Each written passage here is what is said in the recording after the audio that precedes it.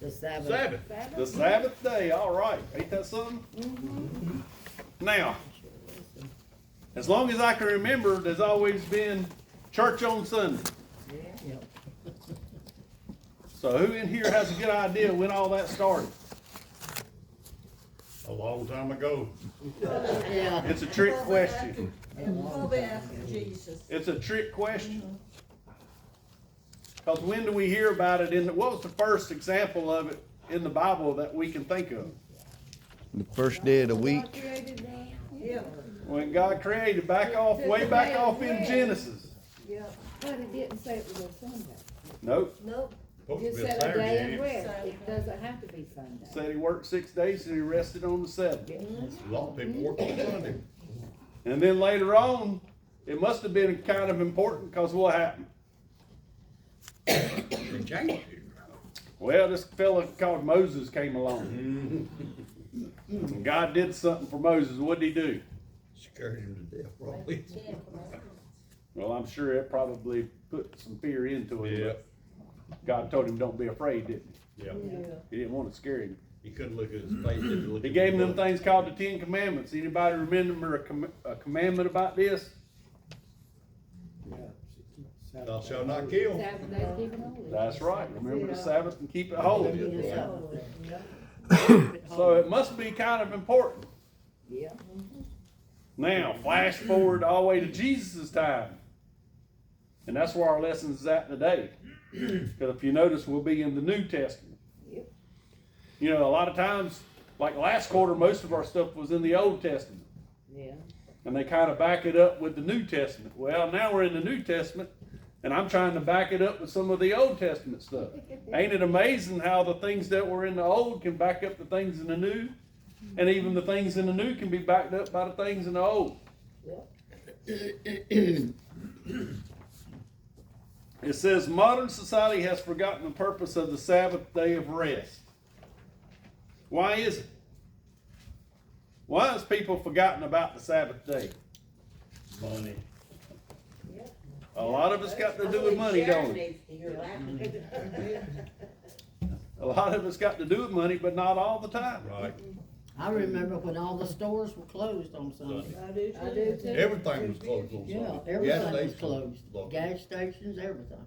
I'm not that old and I can remember that. Yeah. It ain't been that long ago, has It it? ain't been that long ago. I remember when you had So to what's shut Sunday, changed? you can go get gas. What's changed? Society. People's mentality about the Sabbath day, Yeah. on what's important and what's not. Yeah. Because I can remember when preachers would be in the pulpit and they'll be getting down on people that works on Sunday. Right. Mm-hmm. And as a teenager and an early age youth of the 20s, I can remember working on Sundays and telling myself, boy, I just got to get another day in because I can't get it all done. And then I found out later on that all that money that I made on Sunday, They took it I back. turned right on back around, and handed it right back out. Right. It never stayed. There are some professions that people have to work. Some people have to work on Sundays. Nurses, stuff like that. And that goes back to what day is the Sabbath day? Any day. The you seventh take a day day. of rest. The seventh day of what? Day. Any day you take a day of rest. Seventh day of the week. Can Monday be a Sabbath day? Yeah, do. Now, if I was a Jew, would I say that Monday could be a Sabbath day? Saturday No. would be the Sabbath day. The Saturday would be mine. Yes. But what did Jesus say? Sunday. Any day. Jesus said any day. And we're going to find out in this lesson that any day can be your Sabbath day.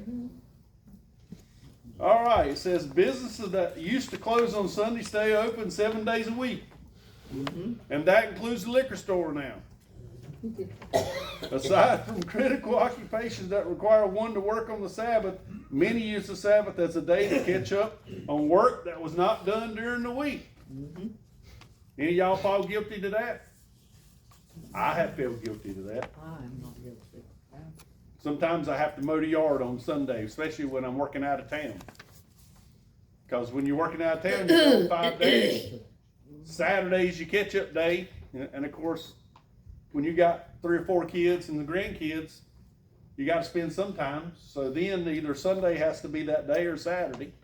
And normally it's Saturday and Sunday for me. But so sometimes mowing the yard slips through and I have to mow on Sunday. But I like to pray about it before I do it. It says Jesus invites us to come to him in order to find the rest we need. He clearly taught that observances of the Sabbath can become a severe burden if not understood correctly by his examples. Jesus taught that human needs is a higher law than the religious rules and any regulations. It says, would you believe that a surveying company surveyed people, and 61% of millennials and Gen Z workers are stressed, overwhelmed, and in danger of burning out at work. 61%. I personally, I thought that number would have been higher. Because if you talk to people at work, they just seem to be burnt out. Yeah. Years ago, let's say in his age, and some of y'all's age, did you ever hear about getting burnt out at work? I could do that on a Tuesday. You heard of people coming home tired, but you never heard nobody say they was burnt out from work. Why? Because they wanted to work. Times were harder then, wasn't it? So why is it when times are harder, you push through, and then when there's easy times, you get burnt out? Think about it. It says man was created for work. Y'all believe that? Yes, I do. If you don't, look at Genesis 2:15. If you don't work, you don't eat. That was why God made it. That was one of the purpose that God told us to do, is to work, to till the garden. He made us for what? To be with him. It says for Christians, work can give our life a type of meaning. But work should never become the meaning of one's life. Now, did that trip you up? Did you understand what it was saying? A lot of us do our job because we like what we do, and it gives us some kind of meaning, don't it? Some purpose. But what happens when that work starts taking over your whole life? And you decide, my work's more important than going to church. And you stop trying to work it out. You know, for a long time, years ago, if you had a problem working on Sunday, what did you do? Way out. You just went to your boss man and said, hey, look, I need to have Sundays off in the morning so that I can go to church. And there probably wouldn't be nothing said. Now what happens? You find another You're job. fired, you're fired, find another place to work. Things aren't as easy as they used to be. It said God rested on the 7th day when he finished the creative work of the 6 preceding days. The Hebrew verb Sabbath is translated as rest. Neither Jesus nor his critics thought that God needed to rest on the 7th day because he was tired after a hard day's work or a hard week's work. How many of you believe God was tired when he got done? Boy, if you think he was tired, then you just limited God. He wasn't tired. He'll keep doing, but. Because he's telling us he'll give you strength to give you rest to boot. All right, it says, God did not bless the Sabbath and hallow it for his own sake, but for the sake of his creators who he knew would certainly need the rest after a hard week's work. The Sabbath day was instituted in meeting a human need, and the day is best sanctified when human need is met on it. It says, do you ever wish there were more than 24 hours in a day so that you could get all your work done? Oh, yes. Where's my wife, though? She's not even. Oh, yes. She's still trying to get the work done. And she told me that I left her with it all when I left this morning at 8:30. Well, you sleeping on the couch tonight? It says, do you use your Sabbath to catch up on what was not accomplished during the work week? If you answer yes to these questions, then you might be missing the blessing that God designed especially for you. It says Jesus invites the weary to find rest in Him, and that's Matthew 11:28-30. It says, come unto me, all ye that are labor and are heavy laden, and I will give you rest. Take your yoke upon you, and learn of me, for I am meek and lowly in heart, and ye shall find rest unto your souls. For my yoke is easy and my burden is light. Now, there's probably only just a handful of people in here that probably actually seen a yoke in its operation working. Hey, I happen to be one of them. Me too. I've seen animals lined up in a team with yokes on. But guess what? Where it was? It was at a museum, and people were doing a demonstration about it. I've never seen it in a real field where they were actually having to do it. It was different. But a lot of y'all I know have, because you can remember when they didn't have tractors. They used mules and horses. What's the whole reason behind yoking two animals together? So it don't wear the one out. They can share the load. Yeah. You don't know what putting the yoke on is? All right, it's this big wooden thing that goes around their neck. Like putting on a saddle. And they got straps that holds it to them. Then they got chains that runs back to whatever they're trying to pull. They used to put them on wheels and stuff too. Now they link them together, and the reason why they link them together is so that they both can pull together. If they don't, what happens? One wears out. What happens if I'm pulling harder than you? You going one way and it's going another. That thing's gonna dig into me, and it's gonna hurt. Yeah. What do you? But when you're going together and you're pulling the same, it don't hurt them as much. They got padding for it. All right, so yoking together spreads out the load, right? It don't cause as much pain. It says, "Come to me, all you who are weary and burdened, and I will give you rest." Is an invitation of compassion. It is issued to everyone, those who are trying to find God by being good and obeying the law, and the Orthodox Jews whose religion was a thing of burden. Jesus further added to the invitation, "Take my yoke upon you and learn from me." He exhorted those who were heavy laden to exchange the necessity of obeying all the rites and ceremonies of the Mosaic institution, receive his doctrine, receive him as the Messiah. What are they talking about, Mosaic institution? Moses put down some laws, and they were pretty strict laws, wasn't they? You know, the Jews could only walk so far on the Sabbath day. Yeah. That's right. That was, they could walk to the temple, but they couldn't go any farther. And some of those laws were really, really, Really strenuous, wasn't Yeah. it? Had to be within a mile, they couldn't go no further than a mile to Yeah. the church. they And could what only happened? walk so far. And what happened if you broke the law? You would be punished. You would be punished. Somebody would be coming to pay a visit to you. If they wouldn't You would wear be seats. shunned. Right. Now, do we have anything like that today? Yeah. Yeah. Yeah, there's still people that follow those Yeah, Moses laws. especially over in Europe. Yeah. There's people here in the United States that follows those Well, laws. that's true. Have you ever been to an Amish community on Sunday? What do you witness? I've been, I have. You can't see nobody on Sunday. They like disappear. I know. But if you go out on Saturday, they're everywhere. All right, it says, Jesus continues, "For I am gentle and humble in heart, and you will find rest for your souls." He explained that his gospel imposes nothing that is difficult. It provides for the complete removal of all that oppresses and renders a person miserable.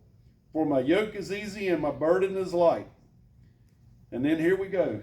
This is This is for y'all. It says, yokes were familiar to people in Jesus' time. When a farmer wanted to break in a new ox for the purpose of pulling the wagon, he would yoke together an older, well-trained ox with a younger one. The neck harness or yoke had to be fitted exactly right, or it would chap against the neck of the ox. In addition, the younger ox would have to keep in step with the older one, or the yoke would rub its neck raw. It says, Jesus' yoke does not chafe or cause undue burden, because it is well fitted, tailor-made for each person, and built on a personal relationship with God. It says, question 1, it says, what heavy yoke burden can you exchange for Jesus' well-fitting one? Now, who's wired a proverbial yoke? Tell me what that is and I'll answer it. Any of y'all ever been married? Yeah. I would consider that a yoke. Because what happens whenever you put more load on one than the other one? One's going to get overworked, That's right. Burn out. And burn out. and they ain't going to like it. So what might they do? Leave. Or kick Oh, you they're out. yoked together. You can't leave. They might stop pulling as harder and let you pull a little bit more. Or they might in reverse pull a little harder and make you pull a little harder. Yep. They might even drag you a little bit. Coach King out. You ever felt like you're being dragged in a marriage? When things aren't going as smooth as you would like it? You know, a pastor preached on don't pray for patience. Because why? What does God give you when you pray for patience? Things Does he that, give you patience? No, he gives you things that tries your patience. Yeah. And sometimes I feel like that's what happens. Is that we get pulled in different directions. But we get opportunities because we seem like things don't seem to go well. And we have more burdens. What does it mean whenever his yoke is light? You don't put as much that on he you. that he pulls it with us. Yeah, he pulls it with us. They got different types of yokes too. One might actually be lighter. Because if the two the two are pulling together, doesn't take as big a yoke, does it? To control them. It says, what conditions are required to accept the invitations of Jesus?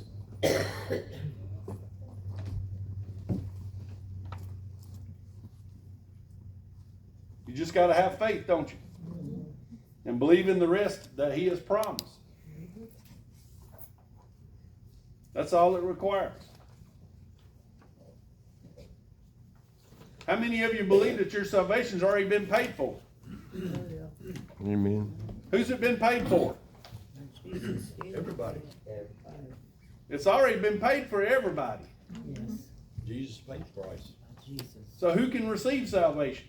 Anyone. Whosoever shall call upon the name of the Lord.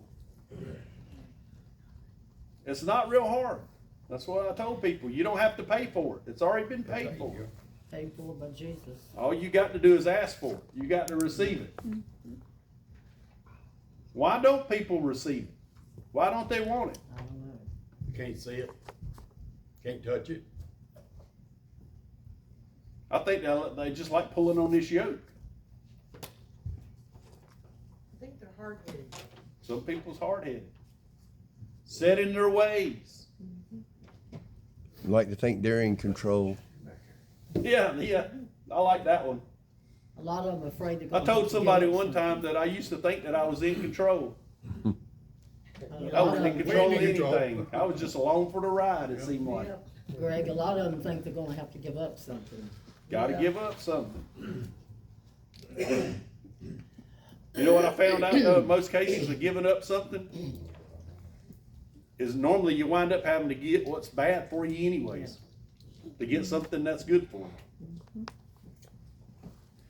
Alright, Jesus declared himself Lord of the Sabbath. It says, at the time Jesus went on the Sabbath day through the corn, and his disciples were hungered, and began to pluck the ears of corn and to eat.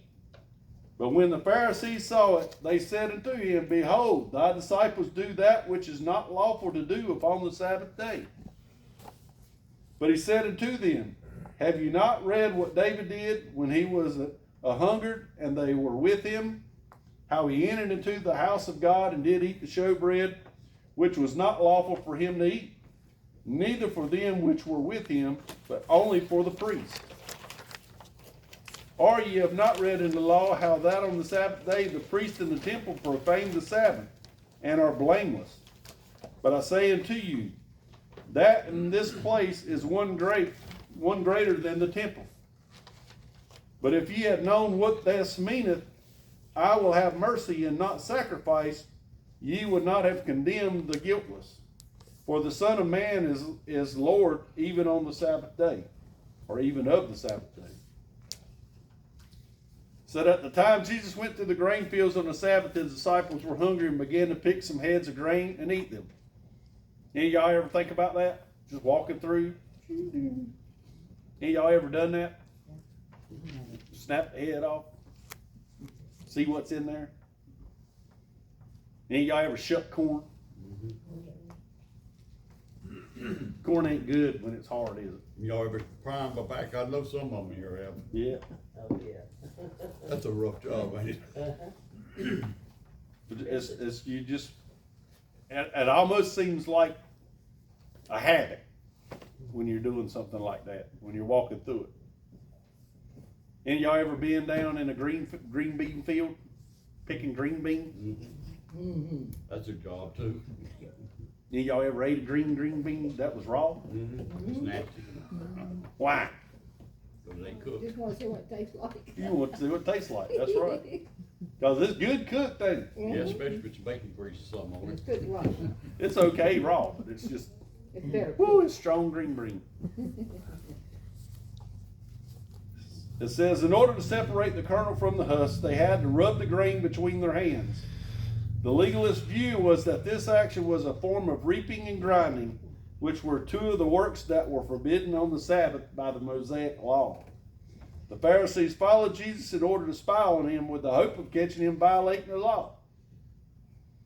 It says, when the Pharisees saw this, they said to him, Look, your disciples are doing what is unlawful on the Sabbath. Any of y'all ever get nervous when the highway patrol's following right behind you? Why? Don't know. They just make you nervous. Just a habit. Even when I'm not doing anything. So many times I'll be driving along and the people riding me say, Hey man, there's a cop behind you. I said, he'll be all right. Well, why are you worried? You worried that he might find something that you're doing is unlawful, right? Right? I was going down the bypass yesterday. I looked down, I was running by 80 miles an hour, and there was cars flying by me. Yeah. I said, you'll stop me because I'm slowing. Or maybe my tail light's out and I don't know it. Yeah. Or did I give my turn signal when I turned back there? And you start second guessing yourself, don't you? And you kind of worry about things like that. I know. Any of y'all ever been riding down the road and a highway patrol with no lights on go right on by you? Most time we're going after I them. had one pull the lights on me one time, and I pulled over and he went around. I had one Friday morning about wrecked me going to work. Trying to shoot the gap in between me and the car in front of me, which was 2 car lengths. Of course, when he put it there and he was already speeding, it went from 2 car lengths to no car lengths because I had to jam on the brakes to keep from hitting. Now, said all that to say this. Even they break the rules every now and then. Just like the Pharisees broke the rules. Just because you're the lawgiver and you're designed to write and be the authoritative over that law doesn't give you the right sometimes to beat people for breaking the law. Mm-hmm. We have one that sits Sometimes out it here takes a little sometimes, I think compassion. he's sleeping. And it was like the verse says, that I will have mercy and not a sacrifice. Because that's what you feel like whenever there's 15 or 20 cars out here running 85, 90 miles an hour and you get singled out. You feel like the sacrificial lamb, don't you? Well, he got me, so you don't get nobody else. And then what do you want? A break. You want some mercy, you want a break, right? Sometimes you get it, and then Sometimes you don't. sometimes you don't. Because I remember my first ticket. You know what the fella asked me? Now, I'm the only one on the road. It's middle of the night time, going back to school at NC State, and I'm crossing Jordan Lake. It's probably 11:30 at night, and I'm moving along. And he pulls me over, and the first thing he asked me, he says, "You ever had a ticket?" And I said, "No, sir." And he says, "Well, you're gonna get one now." So you know what I'm saying? He done pulled you up and knew everything about you. He knew who I was. He knew he wasn't gonna let me go. I was going too fast. He did knock it down a little bit. But it says, Jesus continued to address the controversy over the Sabbath observances. Or haven't you read in law that the priest's Sabbath duty in the temple desecrates the Sabbath and yet are innocent? And it said, that's Matthew 12:5. He reminded his critics that the priests work every Sabbath, yet they are blameless. Therefore, human need take priority over ceremonial law because it is higher law than religious rules and regulations. Now, to put that in perspective, we pay our pastor to come and preach, and he does it on Sunday. Now, is that breaking the rules of the Sabbath? Why does it? Maybe he rests on Saturday. Because we're all needy people. And he's providing things that we need. He's taking care of our needs. Just like Jesus told them as they were priests. It says, referring to himself, Jesus added, I tell you that something greater than the temple is here. If you had known what these words mean, I desire mercy, not sacrifice, you would have condemned the innocent, for the Son of Man is Lord of the Sabbath. In claiming to be greater than the temple and the Lord even of the Sabbath, Jesus was actually claiming deity. What do you reckon that did to the Pharisees when he said that? I bet their heads probably almost spun around. Because they didn't understand, did they? They thought they understood, but they didn't. It says Jesus was presenting something greater than their law. The Son of God himself. And that was always the rub between Jesus and the Pharisees and the Sadducees. Because they didn't want him to claim that he was the Son of God. They didn't want to believe it, did they? They didn't want to accept it. It says, why do you think Jesus used example from the scriptures to argue with the Pharisees?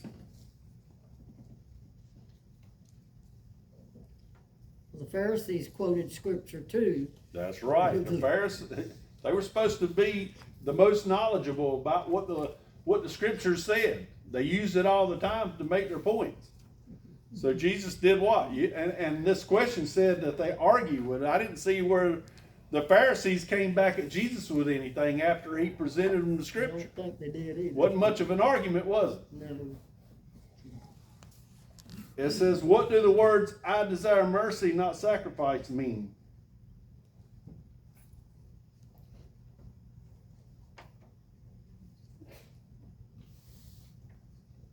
Sometimes it's better to give than to get. Right. Right. It's better to forgive and forget. It said human needs takes precedence over legalistic rituals. Why do we have judges? Here lately I've asked myself that question a lot. Why do we even have laws? Everybody writes them. You ever wondered? Back in the 50s and 60s, 40s, how often would people break the laws? They did. Because we got examples of it, don't we? People got locked up in the 30s and 40s and 50s and 60s. Unless you robbing banks, wasn't much you get into. So if there was no judge, what would happen? Everything was bad. you would be judged strictly on what the law states. And there would be no mercy.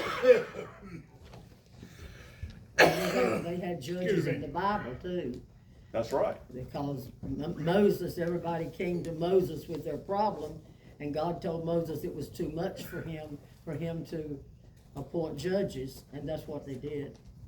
And they even had a woman judge, Why did they go before Moses? because he was the leader at that time. He was the one to go to. It was one at that point that was distributing the mercies, wasn't it? You ever heard of throw yourself on the mercy of the court? Oh, yeah. What does that mean? It means you know you've done wrong and you deserve what? Penalty. Whatever sentence that comes up for that crime. And it may be death. Now, what is the sentence for sin? Dead. So we have to put ourselves on the mercy of the Lord. That's right. All right, moving on to section 3. It says, Jesus extended mercy on the Sabbath. It said, when he was departed thence, he went into the synagogue. And behold, there was a man which had his hand withered. And they asked him, saying, Is it lawful to heal on the Sabbath day? That they might accuse him. And he said unto them, What man shall there be among you that shall have one sheep, and if it fall into a pit on the Sabbath day, will not lay hold on it and lift it out? How much then is a man better than a sheep? Wherefore is it lawful to do well on the Sabbath day? Then saith he to the man, Stretcheth forth thy hand, and he stretched it forth, and it was restored whole, like as the other. Then the Pharisees went out and held a council against him, how they might destroy him. Now they finally made up their mind. They're going to get rid of Jesus. And why did they finally decide to get rid of him? Well, they couldn't do that. Well, they finally decided it. Why? Because he decided to heal what? On the Sabbath. Sabbath. Heal on the Sabbath in the temple. Now, why did they get mad? Because he knew more He than he was did. breaking the law on the Sabbath. Because he was taking their job. Yeah. They couldn't do that. They were able to heal people. But were they the ones actually doing the healing?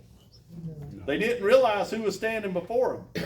That's right, they didn't. That it was Jesus Christ, the Son of God. The one who was giving them the ability to be able to heal. He was feeding them with power. Now, I also have to remember in the back of your mind that God had a plan, didn't he? Yep. He had a plan in the beginning when he made it. He actually had the plan before he made it. Then he had a plan when he made it. And then when man went against God and decided to do his own thing, he had a plan for that. He had a plan for Jesus Christ to come, didn't he? And he also had a plan for Jesus Christ to die on the cross. He had a plan to get man back to where he was before he made the sin in Garden of Eden. It says, to demonstrate the mercy about which he was speaking, Jesus entered into the synagogue. Going on from that place, he went into their synagogue, and a man with a shriveled hand was there. Looking for a reason to bring charges against Jesus, they asked him, Is it lawful to heal on the Sabbath? Their primary concern was with the details of their rules and regulations. In response to their catch question, Jesus knew perfectly well the consequences of his action. It was regarded as forbidden work, but Jesus engaged them in conversation for the purpose of exposing their misguided interpretations of the law. He said to them, If any of you has a sheep and it falls into a pit on the Sabbath, will you not take hold of it and lift it out? How much more valuable is a person than a sheep? Therefore it is lawful to do good on the Sabbath. Healing was not allowed on the Sabbath except when there was a danger to life. Even then, measures could be taken only to prevent the conditions from getting worse. So you couldn't save their life, but you could keep it from getting worse. This is nothing could be done to improve their situation. Jesus countered this obvious fallacy. Then he said to the man, "Stretch out your hand." So he stretched it out, and it was completely restored, just as sound as the other one.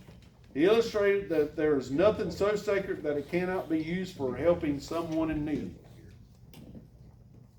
Thoroughly unconcerned about the physical suffering, the Pharisees went out and plotted how they might kill Jesus. And then they have a question that says, what risk did Jesus take in healing the man on the Sabbath? He risked his life, really, because he could have faced death because he was breaking the law. I guess they could have stoned him or, Beat him, which had done all that anyhow, didn't they? Personal persecution, Can you imagine healing being a crime. I know, I mean, that don't make sense. But that's what they use. Nothing allowed. And then then the next question is why do you think he was willing to take this risk? Oh, that's the reason he But came. he knew his anyway. time wasn't right yet. Yeah, Because he had a job, didn't he? Yeah. And he knew what his job was. He knew they couldn't do nothing to him. He also knew that it was part of the plan anyways. But he knew it wasn't time. You ever wonder why somebody wants to pick a fight with you? Yeah. Because they want to get knocked out. Sometimes I think that's, you know, they said you're supposed to do good. but on we the Sabbath. wonder why He that- did something that good. they would do something. He healed the guy, but I tested your faith there. Some people will push you to the point, won't they? Mm-hmm. Oh, yeah. You ever seen crows attack a hawk? Mm-mm. If you spend any time outdoors, you'll see crows for some reason like to mess with hawks. The hawk will tear him up. Yeah. Could a hawk tear a crow up? Yeah. Yeah, he can. But 50 But or do they- 60 of them he can't. They gang up on them though. Huh? They gang up on them one time. Sometimes. Get a bunch of them together, yeah, they probably wear them out pretty good. They just pester him to death. Mm-hmm. Aggravate him until he just flies off. Because who can fly faster? Oh, Hawk can. Who can fly higher? oh, Hawk can. So why do you think he gets down here where they can pester him? stupid. Oh, they want some leg. I don't know. Because he likes. I don't know. I don't probably. understand it. Or They he don't probably like to likes hawk to in their cross territory, I reckon. small creatures. Why do you think we take risks? Sometimes you have to. What's involved in taking a risk? Pull in the wrong lane. and a First car off, coming you up on got to realize that it's a risk. Because if you don't know that there might be adverse consequences, then it's not really a risk, is it? you. You're weighing the options, aren't you? Mhm. So Jesus was weighing his options. Well, if I don't save this guy, then he's not going to be saved.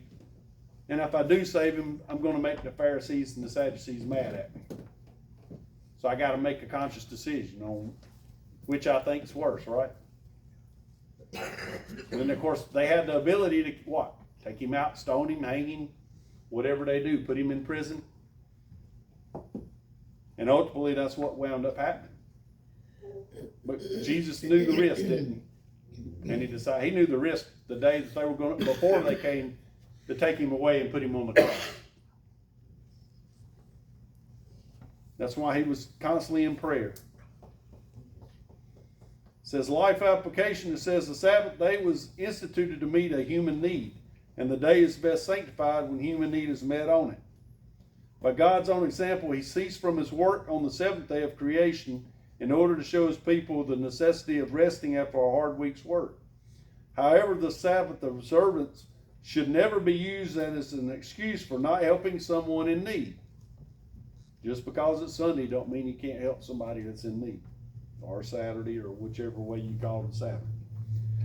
To do that would be acting like the Pharisees. Jesus claimed that the laws of God as written in the nature of humankind must have priority over ceremonial enactments. There's no evidence that Jesus ever conducted a church service. There's no evidence that Jesus, hold on, but there is much evidence of his helping, comforting, and feeding those who were in need. In what ways are you legalistically like the Pharisees in this passage, and what will you do this week to get the Pharisee out of you? That's our lesson for today, but it means to help somebody. When you're in time of need, you're supposed to help them.